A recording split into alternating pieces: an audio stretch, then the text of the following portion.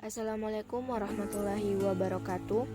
Perkenalkan, saya Zuhriatul Hasanah dengan NIM 903118083 dari kelas Ilmu Ekonomi C, Fakultas Ekonomi dan Bisnis Islam, Universitas Islam Negeri Alauddin Makassar.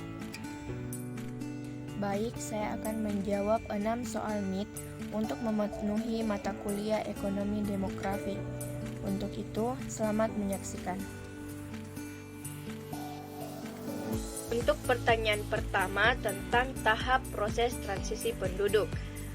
Ada 4 tahap dalam proses transisi penduduk. Untuk tahap yang pertama yaitu angka fertilitas atau kelahiran masih tinggi dan angka mortalitas juga tinggi. Kemudian usia harapan hidup waktu lahir rendah yaitu kurang dari 45 tahun. Kemudian yaitu berbagai faktor yang menyebabkan kematian ikut memengaruhi, diantaranya yaitu peperangan, gagal panen, dan kelaparan sebagai akibat dari tingginya harga-harga pangan serta meluasnya wabah penyakit yang menular. Kemudian untuk tahap yang kedua yaitu dimulai dengan menurunnya angka mortalitas dengan cepat karena penemuan obat-obat antibiotik, revolusi industri, dan kemajuan teknologi. Kemudian, angka kelahiran menunjukkan penurunan tetapi sangat lambat.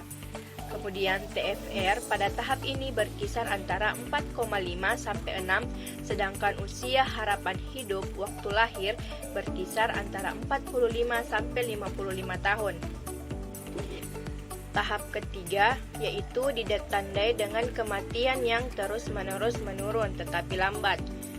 Selanjutnya angka harapan hidup berkisar antara 55 sampai 56 tahun. Sedangkan TVR mengalami penurunan dengan cepat sebagai akibat adanya program keluarga berencana. Pada tahap ini, tingkat pendidikan mulai meningkat. Selanjutnya, tahap keempat, di mana tahap ini ditandai dengan angka kelahiran dan kematian yang sudah rendah dan tingkat pertumbuhan penduduk yang juga rendah. Tahap ini, usia dan angka harapan hidup mencapai lebih dari 65 tahun dan TVR di bawah 3. Selanjutnya itu proses transisi demografi dianggap berakhir ketika fertilitas mencapai NRR atau Net Reproduction Rate sama dengan 1. Tahap ini biasanya dialami oleh negara-negara maju. Selanjutnya untuk pertanyaan nomor 2 tentang indikator yang dapat digunakan dalam menganalisis kependudukan serta kemukakan 3 model dari piramida penduduk. Yaitu indikator yang dapat digunakan dalam menganalisis kependudukan terbagi menjadi 2, yaitu yang pertama indikator demografis dan yang kedua yaitu indikator non-demografis, di mana indikator demografis ini terdiri dari jumlah, struktur, dan komposisi penduduk, pertumbuhan penduduk, persebaran penduduk, kematian, kelahiran, dan migrasi. Selain itu, yang kedua yaitu indikator non-demografis yang berkaitan dengan masalah kesejahteraan seperti presentasi penduduk miskin, indeks pembangunan manusia, indeks harapan hidup, tingkat partisipasi angkatan kerja, dan tingkat pengangguran terbuka. Selanjutnya tentang model piramida penduduk. Ada 3 model piramida penduduk. Yang pertama yaitu piramida penduduk muda atau ekspansif, di mana pemahaman dari piramida ini yaitu di suatu daerah terdapat angka kelahiran yang tinggi dan angka kematian yang rendah yang menyebabkan penduduk yang berumur muda sangat banyak. Biasanya terdapat di negara yang berkembang seperti Indonesia, Malaysia, Filipina, dan India. Adapun ciri-ciri dari piramida penduduk ekspansif atau piramida penduduk muda yaitu yang pertama, sebagian besar berada pada kelompok muda. Kemudian yang kedua, kelompok usia tua jumlahnya sedikit, tingkat kelahiran bayi yang tinggi, serta pertumbuhan penduduk yang tinggi. Kemudian model piramida yang kedua yaitu piramida dewasa atau stasioner, di mana piramida stasioner ini itu merata sehingga ada yang menyebutnya sebagai granat. Pada piramida ini, tingkat kelahiran dan kematian seimbang atau tetap. Biasanya terdapat di negara maju seperti Singapura, Inggris, Amerika, dan negara-negara maju lainnya. Adapun ciri-ciri dari piramida dewasa ini yaitu tingkat kelahiran rendah, tingkat kematian rendah, serta pertumbuhan penduduk mendekati nol atau lambat. Selanjutnya model piramida yang ketiga tentang piramida penduduk tua atau konstruktif, di mana sebagian besar penduduk berada pada kelompok usia dewasa atau tua. Piramida ini menunjukkan tingkat kelahiran yang rendah dan biasanya terdapat di negara seperti Jerman, Swiss, atau Belgia. Adapun ciri-ciri dari piramida penduduk tua ini, yang pertama itu jumlah penduduk usia muda sangatlah sedikit. Tingkat kelahiran lebih rendah dibandingkan dengan tingkat kematian, serta pertumbuhan penduduk terus berkurang. Selanjutnya nomor 3 tentang apa perbedaan mendasar dari ketiga sumber data demografi penduduk. Seperti yang kita ketahui, ada 3 sumber data demografi penduduk. Yang pertama yaitu sensus penduduk, kedua registrasi penduduk, dan yang ketiga yaitu survei.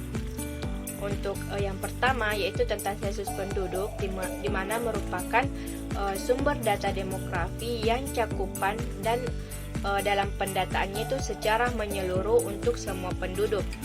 Sensus penduduk ini memerlukan biaya yang cukup besar sehingga dilakukan sekali dalam 10 tahun.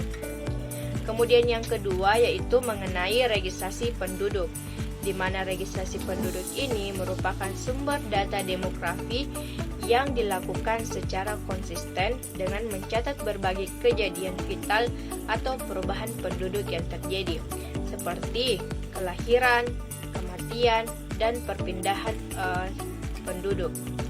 Di mana jika dilakukan dengan secara konsisten, maka sumber ini merupakan sumber data terbaik karena datanya dapat diperbarui. Dan yang ketiga yaitu tentang survei. Survei merupakan sumber data demografi yang biasanya digunakan oleh para peneliti untuk mendeskripsikan kegiatannya yang berhubungan dengan pengumpulan data, di mana survei ini umumnya digunakan untuk mengumpulkan data tentang perilaku penduduk seperti sikap, kepercayaan, pendapatan, karakteristik, dan yang lainnya.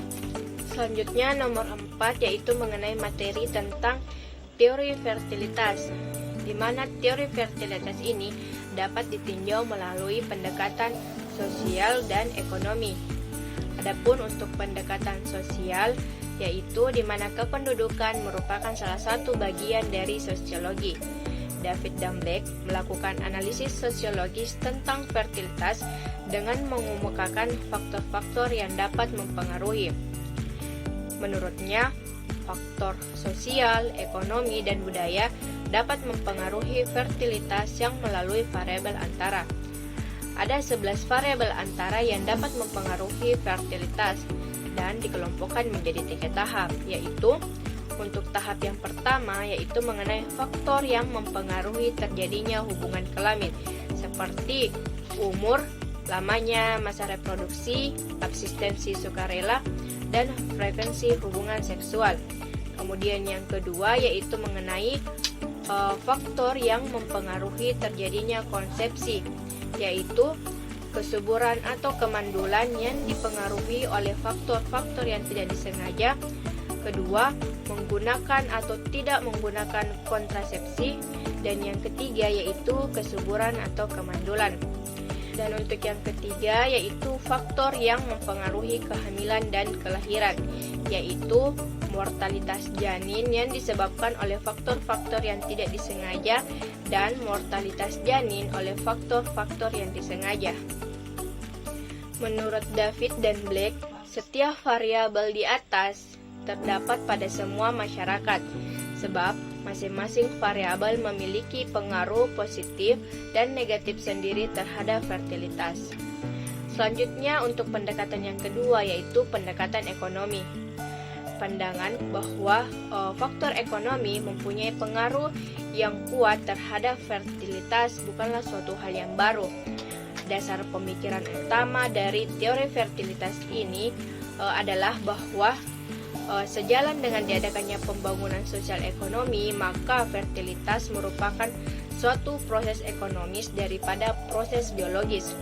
Berbagai metode pengendalian fertilitas seperti penundaan perkawinan dengan anggapan bahwa mempunyai anak atau mempunyai banyak anak berarti memikul beban ekonomis dan menghambat peningkatan kesejahteraan sosial dan material. Sehingga di dalam setiap kasus, semua pendekatan ekonomi melihat fertilitas sebagai hasil dari suatu keputusan rasional yang didasarkan atas usaha memaksimalkan fungsi utilitas dari ekonomis yang cukup rumit dan yang bergantung pada biaya langsung dan biaya tidak langsung serta keterbatasan sumber dan daya dan selera. Menurut Lance Bernstein, apabila ada kenaikan pendapatan, maka aspirasi orang tua akan berubah. Orang tua menginginkan anak dengan kualitas yang baik, yang berarti biaya yang dikeluarkan juga naik. Analisis ekonomi tentang fertilitas juga dikemukakan oleh Richard Easterlin, yaitu permintaan akan anak sebagian ditentukan oleh karakteristik latar belakang individu seperti agama, pendidikan, tempat tinggal, dan yang lainnya. Setiap keluarga tentunya mempunyai norma-norma dan sikap fertilitas yang dilatar belakangi oleh karakteristik tersebut.